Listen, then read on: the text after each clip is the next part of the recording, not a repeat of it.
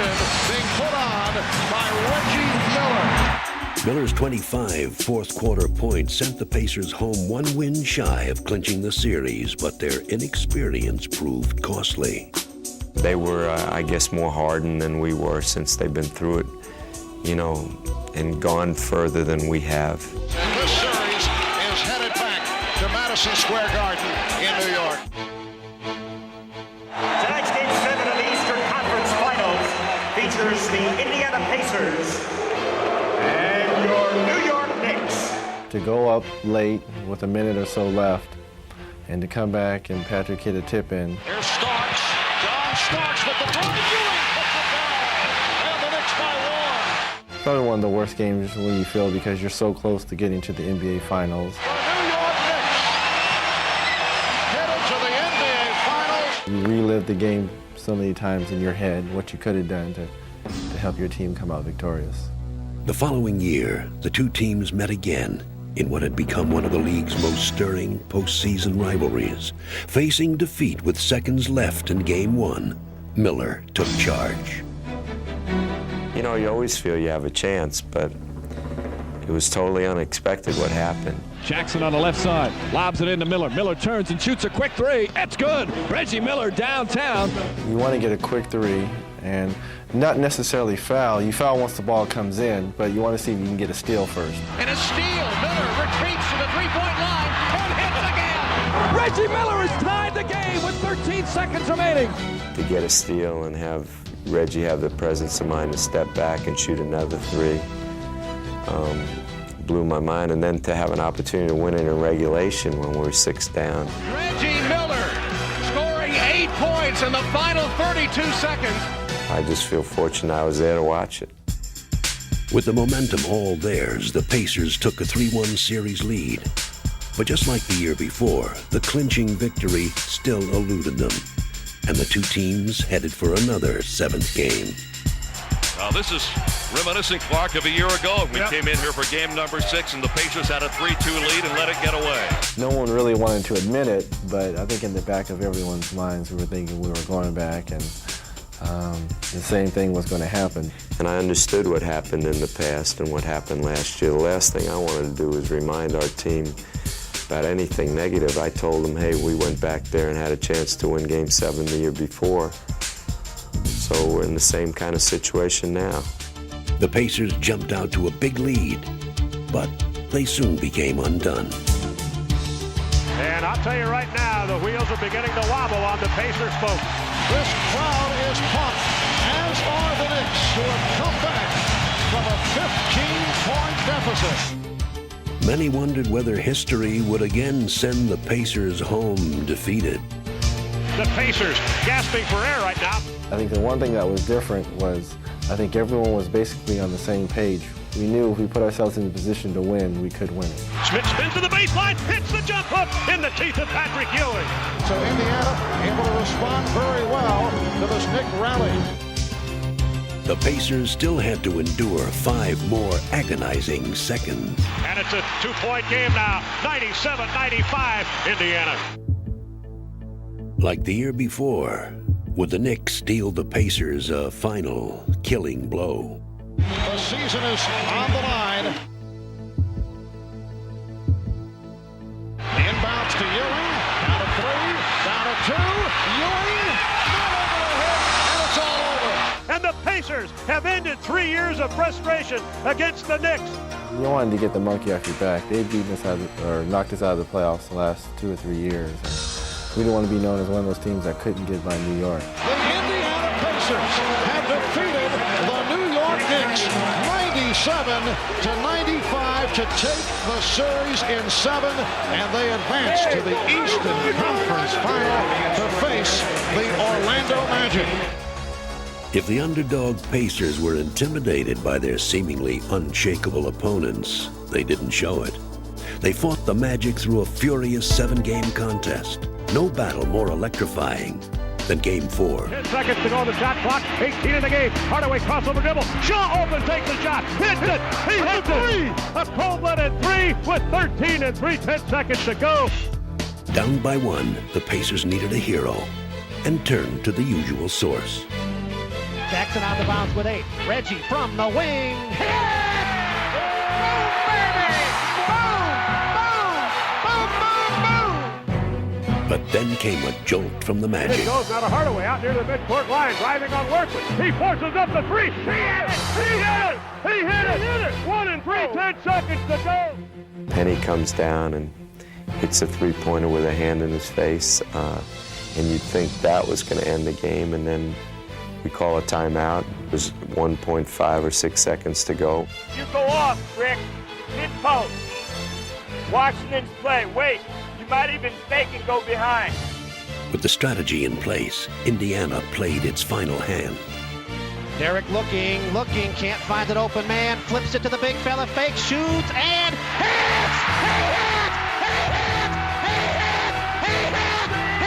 Derek made the great pass directly into Rick. He shot fake, Tree took it, and he knocked in a jumper. And just one of those things that happen every once in a while, and it was a great ending. And San Antonio is just trying to keep everybody out of them, make the shot come over the top, don't allow the ball to get by them. They do a good job. Throw at the buzzer. And it's good! Dawkins hurries it to the front court. 4 seconds. BJ knocked it free. Bond throws one and made it. Do you believe this? Bond buries one, a throw from out near the hash mark. Pippen trying to end. Oh. Pippen threw it in from the timeline. Back to Rogers. It's a three-pointer, and it's good. Rodney with his second long range. Pick up the D now. Get a steal. Oh, yes. They got the steal. Look at Scott Rogers. He'll pull up same spot. Same result. Let's go. 2-point game. There's another steal. Rogers will try another three. Oh my God! Can you believe that? Providing some great endings of their own, Charles Barkley and the 1993 Phoenix Suns piled up a team record 62 wins, some requiring the full 48 minutes. 113, 112. Phoenix. 3.7 ticks of the clock to go. Get it to Cliff Robinson. He's got to shoot it from outside. He hits! He hits with 5/10 of a second. What you're in now is a catch-and-shoot situation for the Phoenix Suns. You run out of, you get to the college 3-point line and you're covered, you're going back north. If you get the ball here, catch it, that'll be a great play. Here we go. Oliver Miller underneath, off the backboard. Oh, score the basket! And the Suns win it. Charles Barkley. Incredible. Barkley's heroics proved contagious as the Suns dominated opponents and dashed many hopes on their march to glory. Here comes Dan Marley. He turns and shoots. That'll win the game. Dan Marley's game winner typified a Phoenix team that all year refused to fold, even here in the face of a 20-point Laker comeback. As it turned out, the Lakers went to the playoffs despite a losing record and little chance against their first-round opponents, the Phoenix Suns. Haynes takes it over to Chambers. Stolen by Lowry. Left the court pass to Worthy. He might score it himself. Slam dunk. He did. No number 8 seed had ever upset a number 1 seed, but incredibly, the Lakers won the first 2 games of the series and soon found themselves on the verge of a minor miracle. Diva! Oh, I can't believe this. This can't be happening. And the Los Angeles Lakers go home 1 victory away from knocking out the winningest team in the NBA. Oh my. We're down 0-2, and I know the next question is, are you guys dead? No, we're going to win the series. We're going to win one Tuesday, and the next game's Thursday. We'll win there, then we'll come back and we'll win the series on Sunday. And everybody will say what a great series it was. If he's going to be our coach, he had to say that. I mean, he can't say we're going to lose. So people made a big deal out of that, but I thought there was nothing else he could say. We got to win tonight. That's simple. To show up. It's do or die for the Suns. They lose, they go to the mothballs with the uniform. Avoiding an inexplicable collapse, the Suns rebounded. Green, they steal the ball. And here comes Danny with it. 4-on-3. Haynes under to Barkley. Slam dunk. Yeah, This is the Suns tonight. Make no mistake about it. This isn't the same team. The teams returned to Phoenix for a fifth and deciding game. The Lakers remained relentless and forced the Suns to play at their competitive best. Let's build it. We want to stay aggressive. Don't you guys start walking it up the floor. Let it right down your throat. Here come the Suns running. This is why they're the highest scoring team in the NBA. A remarkable effort by the Phoenix Suns. But no matter how well the Suns played, the Lakers continued to hold their own. And to the amazement of just about everyone, they pushed the game and the Suns to the limit. 23 seconds on the shot clock, 25.9 seconds left in the game. The entire season on the line, the Lakers with a 2-point lead over Phoenix. KJ out on top. Here's his drive into the basket. In deep, bounce it out to Marley. Marley.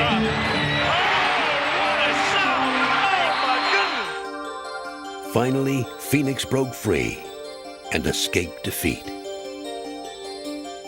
Next year, top-seeded Seattle had little reason to fear upset in the first round against Denver.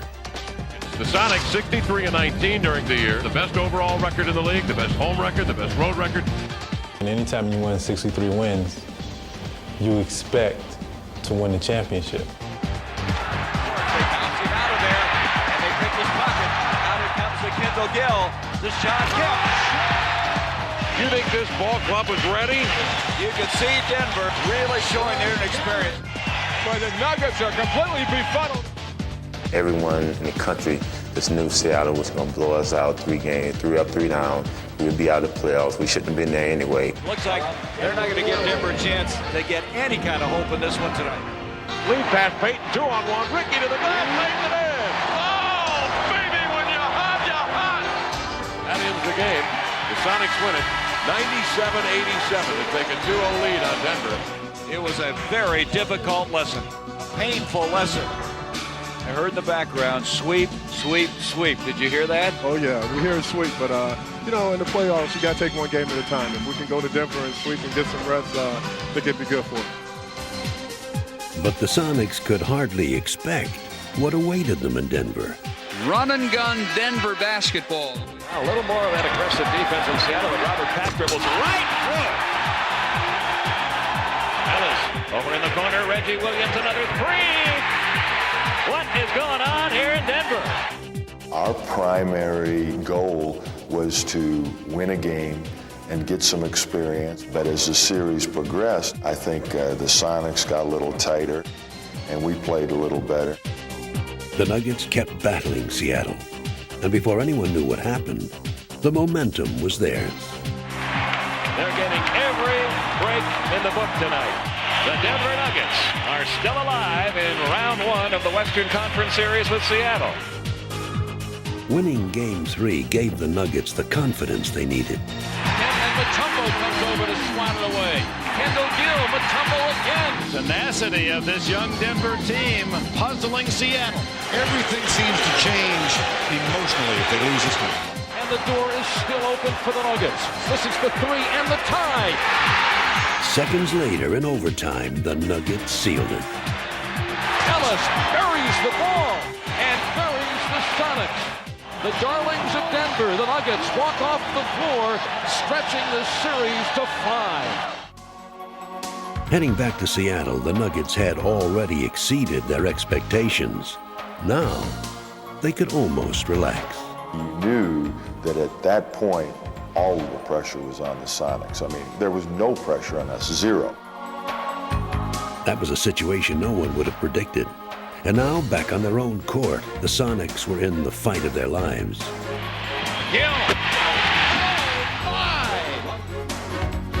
The Nuggets answered every Seattle challenge and forced the game to its final furious moments of regulation play. The final minute of the season for Denver or for Seattle. Who would have ever thought you'd put those 2 teams in that sentence? Desperation time for Seattle. Short. Kendall Gill knocks it home with a half second remaining. Tied at 88. But the Nuggets were relentless. taking the Sonics to overtime. They had come too far to let this historic series slip away, even against the best team in the league. Macombo embraces the ball and the unlikely upset. We were just all high-fiving and shaking our fists, and it was, I don't know if I can ever experience anything as powerful as that moment. One of the great upsets in NBA playoff history. Denver's thrilling upset reminded us that there's no victory more dramatic than the ones we least expect. The anticipation is only surpassed by the moment of victory. Inbounds pass knocked loose. Person gets it away. It's in. Kidd against pressure feeds Harris, who gets it away in time. Good. From deep for the win. Got it at the buzzer. It's Trent Tucker from the sideline.